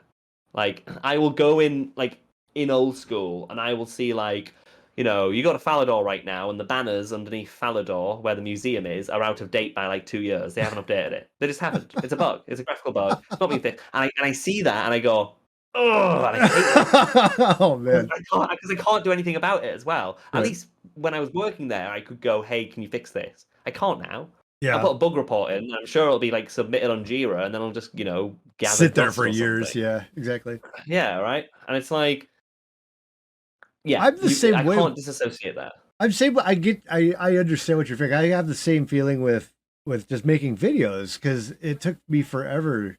Because I do videos for fun. I started off as just doing videos for fun. It was I come in there, edit a video, and do it, and then I got so into it where I was like every day I was like editing a video or filming or doing something. It became a second job, and on top of my other job, so it became a grind, and I started hating it, and then it got to the point where like so I quit making videos, and like a couple of years I would come back and I was like, oh, let me edit a video. This will be fun, and it was oh gosh, this is work. Just looking at the editing software again, you're like, oh man, Yeah. I remember this. This is a grind, and I think I'm finally kind of over that point. Like now it's back to like being somewhat fun again, where I can sit there and as a creative outlet, I can make a video, not feel like I'm like investing so much time in it. But it did take a while to get over. And the same thing I with mean, the videos too. You look at the old videos, especially your old videos, and I understand why George Lucas goes in and changes everything in Star Wars. everything. Because I do the same thing. I look at it like, oh my gosh, this is so awful. Why did I have a typo there? This looks awful. What was I thinking doing that? There's like a guy running through the screen. I would definitely CGI a Wampa rat going over top of that to fix that. But I can see where he Yeah. comes from because it's the same thing. You just look at your old stuff and you're like, oh man, I can't look at this. Yeah. Like, I don't know. There's also a part of like, you just get older at times as well and want to do other things. Yeah. Like, I'm not old. I'm not having children, but I'm not young or getting younger. Like, and there's things that I want to do that have started to become more enjoyable in my life, right? Like, we partially joked just before the start of the stream, but it's true. Like, the last book that I did, that I actually like read, if you asked me 2 years ago, would have actually been Of Mice and Men, and it would have been because of school. And prior to then, probably My Very Hungry Caterpillar. Exactly. Right? Yeah, which is my last I, book too. Yeah. but I was never a reader. Like I just never got into it. But now I've really got into reading. Like I was at the last like year or two, and I'm enjoying it a lot. I just picked up an Amazon Kindle, sponsored by Amazon Kindle. I'm not really. I picked up a Kindle. So I picked up All a kinds Kindle. of paid sponsorship today. um, but I'm just getting into it. I'm enjoying it. I'm enjoying outdoorsy stuff a lot more now, like camping. Love going camping Oh. with my husband. He's really got me into camping and stuff, and You little camp? cabins. Do you go and- camping in Europe or where do you go? In the U.S. Just in England, Oh, just in in England. Oh, England. okay. Yeah, we live here, so you got the Lake District, the Peak District. You got all these beautiful mountains and countrysides in England. It's beautiful. And just more outdoorsy stuff I'm getting into. I love chopping my own wood for my fireplace. I love. Yeah, that's fun. Yeah. It's just it just feels nice. It's enjoyable. Like stuff that I would generally have considered a chore before is actually really really Leveling your enjoyable real to life do. woodcutting now. Yeah. But it means that like I just don't have as much time to just sit on my like I'm starting to recognize that I want to spend the time that I have free off of computers, not on the computer as much. Yeah. Yep. Yeah. Everyone's likes change. It's funny because I was in the Boy Scouts when I was young, so I camped like all the time, and I'm to the point where I'm like camped out. Like my wife wants to go camping, but I don't even consider it camping because she wants to take like a trailer and go to an RV park where like the person next to you is like 2 feet away. I'm like, that's not camping. And I'm just kind of, cheating. I'm like out of the camping. I don't even, it's just work at this point. I don't want to camp. So, but yeah, your likes in life change as you go through. You get different interests. You want to do something else. And I totally get that. Yeah. Oh. It like just swaps around. Glamping. And Yeah, it's glamping. Exactly. She's a glamping. big There's nothing wrong glamper. with a bit of glamping. Like I like a bit of glamping. Like if I a question that is a very common question. If you had like 10 million quid or whatever the equivalency is, I guess $13.2 million or 14 whatever it is right now. Like what would you do? And the answer is just like I mean I'd buy a house, obviously, simple thing, right? But then like if I didn't have to work ever again, I would still work because I enjoy work. But like I would definitely transition into more of like I'd love to start doing a lot more like gardening. I love growing my garlic and my carrots and my onions and stuff. Like they're How big is growing your yard? outside Do you right have a big now. enough yard to pull that off? No, no, no. It's Okay. not huge. It's like they're like planters. Okay, Planters of gotcha. them. Okay. And like, I want chickens. I want a few chickens. I want to, maybe have one small dairy cow and stuff like that. Oh my goodness, that's a Like lot. Now you're talking I, about some work there. no, but it's like if I don't have a job or need a job, I would just love to do that. Like build and it's something else that like I've not done for so long that I've started to get back into, like literally using my hands to build You things. want to level It your feels real great. life RuneScape skills. You want to level your Exactly, yeah. construction, your I'm gonna get woodcutting, your 99 garden constant. farming. Yeah. That's what, It's just enjoyable. yeah. Like, I same thing here. We keep talking about we want to move somewhere where we can get like an acre of land and like have our own little farm with chickens and stuff like that. exactly that. Get me a homestead in, Oregon or somewhere, countryside-ish where it's cheap to buy land with, a small little house on the side. It has a little log burner, and I'm aware to go. That's all I want. Yeah, that Oh, sounds- and like 2 more dogs, maybe. Two more. You gotta have lots of dogs. Protect all Maybe that one more. property. Of course. But these wouldn't protect anything. Have you seen they're sleeping right now. I can't even get that. They're in the corners of the room. They're like this. Let's see. So, but yeah, That's great. it's just simple life, innit? Sounds like a fun time to me, but I've got the same thing. I got like planters outside where we're growing like tomatoes are easy you can just throw tomatoes in gravel and they'll grow. Never had problems with tomatoes. Green beans are pretty good. They usually grow, but like everything else like will start to grow and then die immediately. I've had so much trouble with growing anything other than tomatoes or green Try beans. garlic and try onions. Alliums are like the easiest thing in the world to grow. Onions, garlic, you just can't mess up. Especially, well, that's the other thing. In England, life's easy because you plant them mid-October, end of October kind of time, which when I planted them, when it starts to be below 10 degrees all the time, because you need to plant them when they're cold, and it's always raining on and off every other day. So you never have to I've not watered those plants except the first day I put them in. Not once. You're lucky you live there. You get your own free watering. I have to build like sprinkler systems like everywhere because I live in a desert in California and like set it to water like 3 times a day or else the sun will parch everything and kill it. You've got it easy. Yeah, well the rain does half the trick, and then with garlic, you want it to freeze like underground pretty much like every other few nights. It naturally will just freeze because it gets below 0 here in the winter, and it helps break up the cloves to provide a nicer bulb. Oh, really? Okay. So yeah, it's like I don't even know garlic's if I really could- easy to grow. I don't know if I could grow garlic. I'm too You tropical. can get summer garlic as well. I can Try grow it out. grapevines. I'm in California, so I got different climates. A lot warmer here. So I don't think if we get a frost, something's gone wrong for the year. No, but you can get summer garlic as well that works differently. Oh, maybe I'll try that. Yeah, there is. Just try it. It's really good. Try this thing called elephant garlic. That's really fun. They're like this big, and they taste more like onions, really, but they're really cool. I like garlic. I'll have to give that a try. I need to do more of the herbs and spices too. Right now it's just the vegetables and the grapevines. So I got grapevines in the background. I've made wine before with it, but it's just so much work. I haven't done it How lately. very Californian of you. Yeah, well, when in Rome, do what the Romans do. So I've got 10 grapevines across the back fence.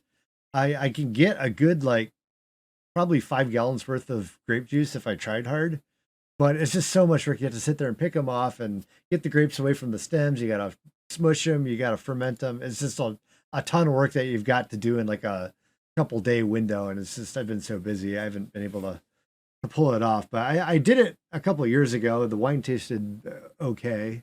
I didn't kill anybody Matt with Kay it. does a lot of brewing. Yeah, wine's a probably little bit spoke about harder it. than brewing is easy because it's like you get the hops, you get the yeast, and put it together, and you have something that's drinkable in like a couple of weeks, if not. He like made a week. banana wine one time. Banana wine. Like, How is that? Yeah. Did he not tell you about this? Oh my goodness, I don't believe he's because he came on this the podcast, didn't he? Matt Right. Kay. Yeah. He didn't say anything about banana wine.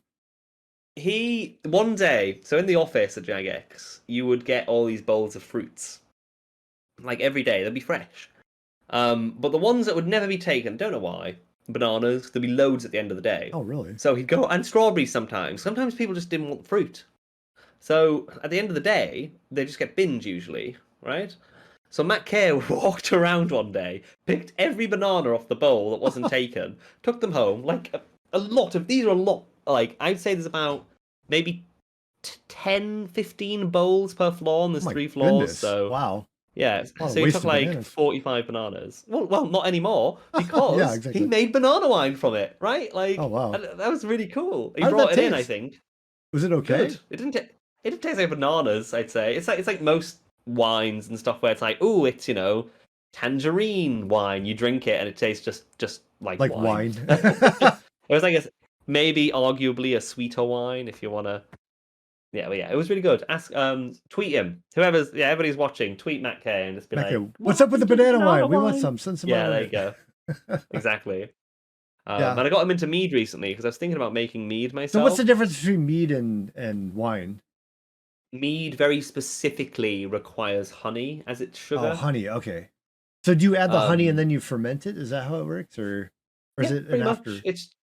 It's very. There's loads of different ways to do it. Like the absolute basic fundamental of it would just be sterile water and honey, and ferment. Oh, really? Like, so it's just honey water, and you're fermenting it. It is the most basic of basics. Like if you do it that way, there is other ways to do it. You can put sugar water, yeast in and stuff. Like it depends though. So if you buy like cheap honey, it won't have pollen in it. It's like very processed. Mhm. If you buy like natural honey, you can just get away with fermenting it because the pollen helps with the yeast, and so yeah, it's pretty cool. You can look it up. It's quite easy, but like there's a big difference between a good mead and there's also these. I can't remember what the terms are. There's if you put fruit in or flowers or a spice agent, it's not called mead. It's called mead with fruit. There's like a terminology for it. It's called a melomel. There we go. Oh, a melomel. Melomel. Which is like a fruit mead. Yeah, there's quite a few. So yeah. There you go.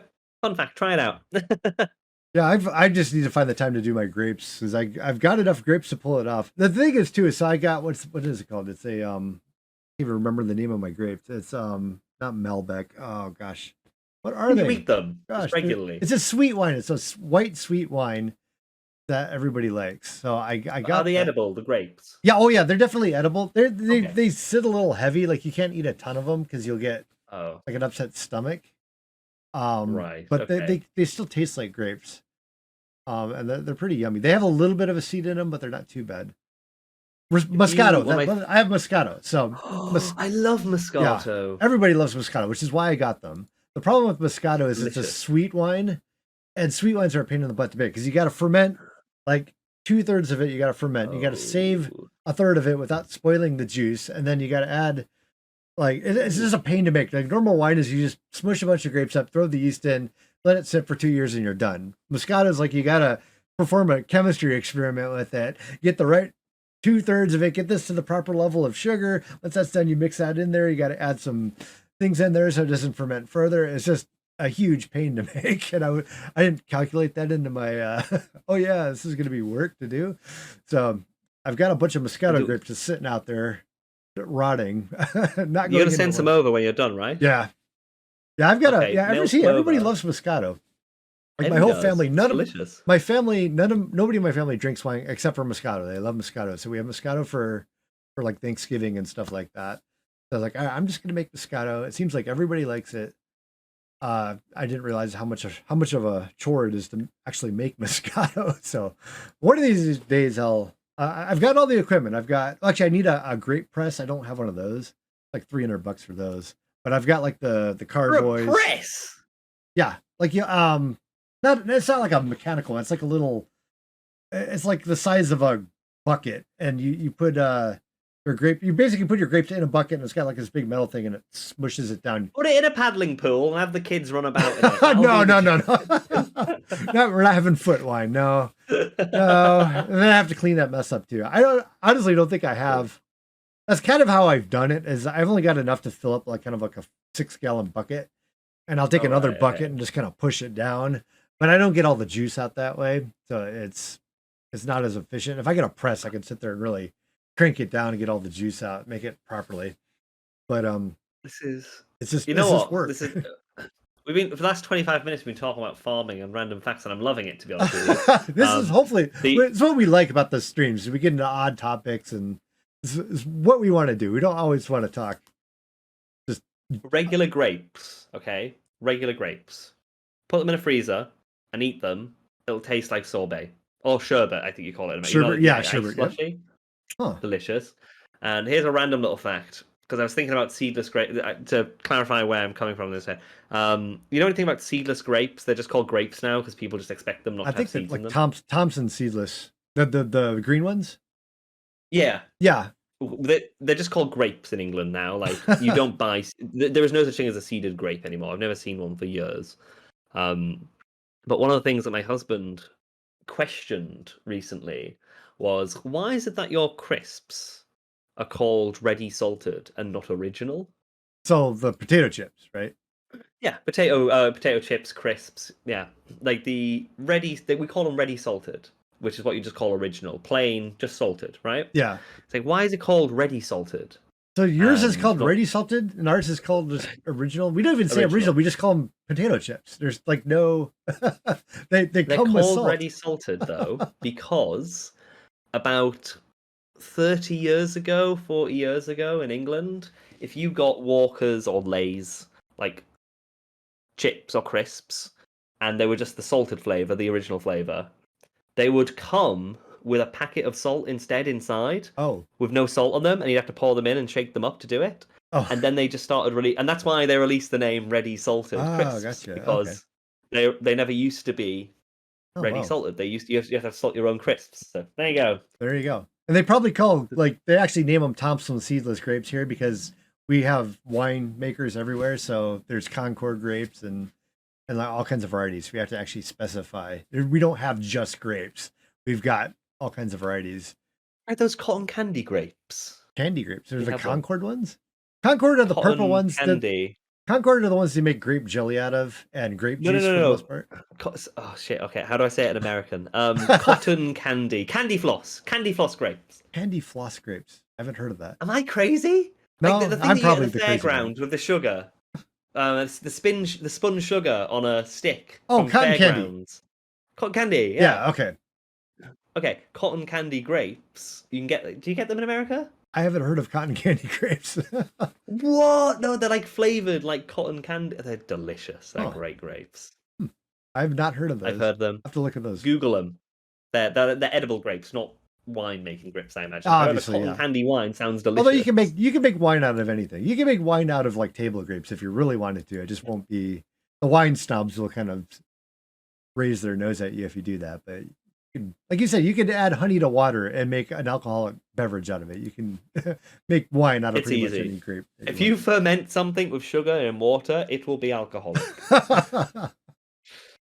Well, on that note, I gotta wrap things up because I've got a hard stop, as they say in the business world, at the top of the hour. So I gotta get going. But just so everybody in the chat knows, I'm playing Jad for the first time. I'm gonna attempt Jad for the first time in, how old's my daughter? 17 years. I'm going to do my first Jed attempt next week at the same time. Hope I can do it. If I don't do it in my first try, I've got to drink alcohol for my shoe, I guess is the bet. A shoey? You do a shoey? I have to do a shoey if I cannot beat Jed on my first attempt ever. Going in completely cold, have to beat Jed on my first attempt, or I'll do a shoey. If I can somehow do it, and this is a big, very, very big if I could do it on my first attempt, I've got, I think it's up to a 75. I had a couple of people say they were going to add one person said 25 million, another person said 50 million. Could potentially be a 100 million drop party for everybody in the stream afterwards if I can pull it off in one attempt. And a couple other, I think someone said, I had a random person said they were going to give a Nitro membership for Discord as well. So all kinds of fun prizes if I can pull it off. What's probably going to happen is you're going to see me drinking a lot of shoeies. But there is a potential for some prizes for everybody if I can pull it off in one go. I wish you the best of luck. I'm sure. Yeah. I'm rooting for you. But yeah, that's next week, same time, same place. Thank you so much again for coming. It was great talking to you. I haven't really had a chance to sit down and talk to you, so that was great. Anything you want to plug? Anything you're working on that you want to give a shout out to? Any live streams? That you follow The Real Excl on twitch.tv. He did a great job today. Thank you so much. Remember, if you're a Prime member on Twitch, you can subscribe for free to The Real Excl on Twitch. Make sure you subscribe to Excl on his YouTube. But is it still WGD vids? I can't remember what it is. Yeah, my Twitch is The Real Excl. Everything else is WGD vids. Twitter, YouTube, everything else is WGD vids. But yeah, Twitch is The Real Excl. I had a wonderful time. Thank you very, very much, buddy. This was tons of fun just to natter and talk about things. I don't think I've said anything that could get me or anybody else fired, which is a win in 2 hours. It's a win, as far as you're concerned. I don't think I've said. 30 minutes of it was about onions and garlic, so I really think and wine. We drove the conversation away from all that potentially dangerous stuff, like things that happen at RuneFest or at Jagex. And growing vegetables, that's fun. that's safe, is what it is. It's a safe discussion. If you want to follow me, look underneath, not my webcam, but the we got to switch him around. There's the guy up there. That's Jay Wilton. I'm WG Vids. We screwed that up. That's my bad. We didn't properly QA that before the stream. Who's your next guest potentially going to be? Have you been speaking to people? I've talked to a few people that said maybe. So originally this podcast used to be me and KK Comics, and he's dropped off the face of the planet. I don't know if he's serving jail time or what, but he's vanished. I've heard. I don't know what he's up to. I've heard from him a couple times, but for the most part, he's kind of moved off into the ether. And since then, I've kind of stopped pulling guests. I've had a few people say they want to come on. One of them's kind of a big Twitch guy for Minecraft now. He got his start as an actor for me.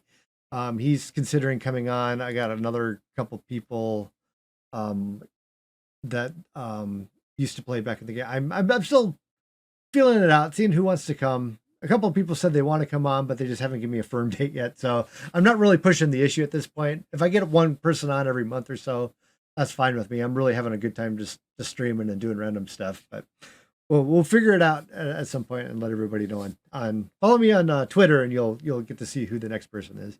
I think that wraps it up for this week. Thanks again to Jay, aka Mod Wolf. It's been fun, and thank you everybody for joining us in chat. Well, again, we'll be back next week. Just me trying to kill Jad, probably drinking lots of alcohol, but that's what you get to look forward to. So till then, see you guys next week. Hope you have a good weekend, and talk to you later. Bye-bye.